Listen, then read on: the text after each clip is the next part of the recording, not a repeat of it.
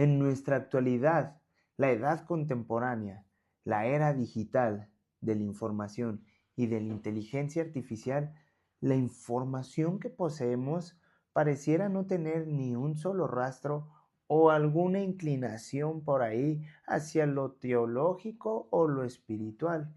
Y hasta cierto punto es notable percibir un sentimiento peyorativo o de rechazo hacia lo meramente cristiano. Lo podemos visualizar en el ámbito educativo, profesional, cultural y artístico, en donde al hacer mención acerca de algún documento religioso, hacer alguna declaración personal de fe o citar algún personaje, por ejemplo, bíblico, puede ser objeto de burla y de censura, creyendo que nos llevará en dirección hacia la ignorancia, al adoctrinamiento o, en el peor de los casos, al fanatismo. Hoy emprenderemos un viaje hacia el pasado y analizaremos que a lo largo de la historia esto no siempre fue así, y nos sorprenderemos que muchas de las innovaciones, descubrimientos, planes, estrategias y muchas otras cosas fueron descubiertas o creadas desde un enfoque o un contexto cristiano o de personas con una creencia muy fuerte en Dios. Así que acompáñeme a un nuevo viaje para conocer más acerca de la educación, la cultura y el arte.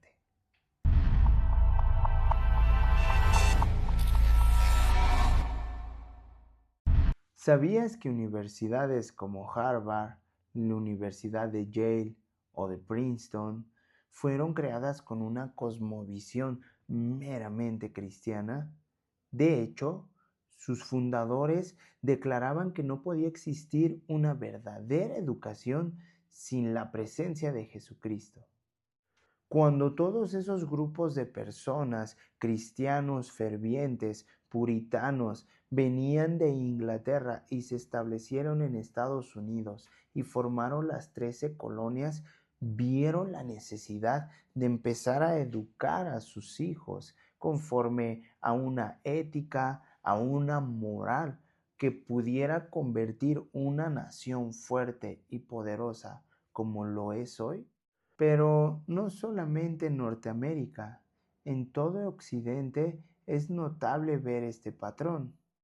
Por ejemplo, en la tierra en donde vivo, en México, la casa de estudios más grande del país se ve permeada de esta misma cualidad, la UNAM, pues aún en su página oficial nos relata cómo fue el nacimiento de la misma, siendo su antecesora la Real y Pontificia Universidad de México, inaugurada en el año 1551 en la Ciudad de México, en donde las primeras carreras en ser impartidas fueron, adivinen cuál, exacto, teología, derecho civil, derecho canónico, artes y medicina.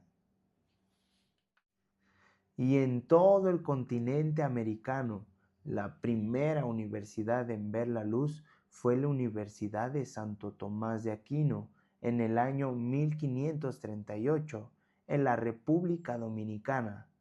Las materias que se impartieron fueron las mismas que en la misma región algunos años después se impartieron. Y como dato curioso, ¿sabías que la bandera de la República Dominicana es la única bandera en el mundo en contener una imagen en el centro de su bandera? Bueno, pero ¿qué vemos en el otro lado del planeta? Bueno, el primer centro de estudios reconocido como universidad por el latín, Universitas Magistrorum et Scholarium. comunidad de maestros y académicos, es la Universidad de Bolonia, ubicada en la ciudad con el mismo nombre en el norte de Italia en el año 1088. Justo 8 años después nace la Universidad de Oxford, quien en películas y libros como Harry Potter fueron inspirados en esta misma universidad para crear aquella universidad ficticia llamada Hogwarts, en donde aún en el lema de dicha universidad podemos leer lo siguiente, Dominus Illuminatio Mea. que significa el Señor es mi luz, haciendo referencia al Salmo 27 escrito por el rey David. Pero antes de todas estas universidades, en el oriente, en el calor abrasador del desierto de Marruecos, se encontraba un centro de estudios, el cual sería el primero en otorgar títulos académicos a sus estudiantes. Estamos hablando de la Universidad de Al-Qarawiyyin, quien en sus inicios tenía la función de ser una mezquita y una madrasa, una escuela de carácter musulmán, en el año 859 después de la aparición de Cristo. ¿Alguna vez has escuchado acerca de la didáctica? Son aquellos métodos, estrategias y técnicas que son creadas para facilitar el proceso de enseñanza y aprendizaje. Y no podemos hablar de didáctica sin citar el formidable libro de la Didáctica Magna, escrito por el que es considerado por creyentes y no creyentes como el padre de la pedagogía, Juan Amos Comenio, en donde estableció las bases de la educación sistemática con su muy famoso concepto de pansofía, enseñar todo a todos, así como al rico, también al pobre, así como al noble, como al plebeyo, así al hombre como a la mujer, en el año 1632. ¿Te gusta leer libros con ilustraciones?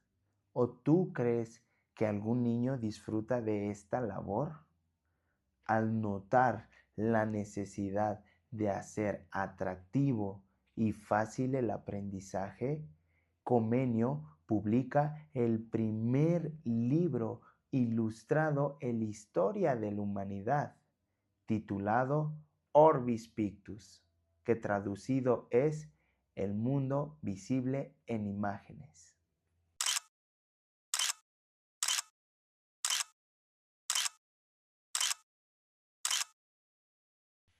Claro, sin dejar de lado que el primer libro en ser impreso masivamente por medio de máquinas de imprenta fue la Biblia, el libro de los libros, aquella Biblia que fue conocida como la Biblia de Gutenberg, creada en Alemania en el año 1455. Hemos llegado al final de este viaje hacia el pasado de la educación. Y hemos de reflexionar y, ¿por qué no?, replantear nuestra forma de visualizar el ámbito escolar. ¿Realmente debería de seguir siendo la educación laica y secular como lo es en la actualidad? ¿O podríamos desenterrar el tesoro del legado que nos dejaron los pioneros de la educación y atreverse a pensar e ir más allá del establishment de la pedagogía moderna? Me despido con el siguiente verso. Hay también muchas otras cosas que hizo Jesús que, si se escribieran una por una, pienso que no cabrían ni aun en el mundo los libros que se habrían de escribir. Juan 21, 25.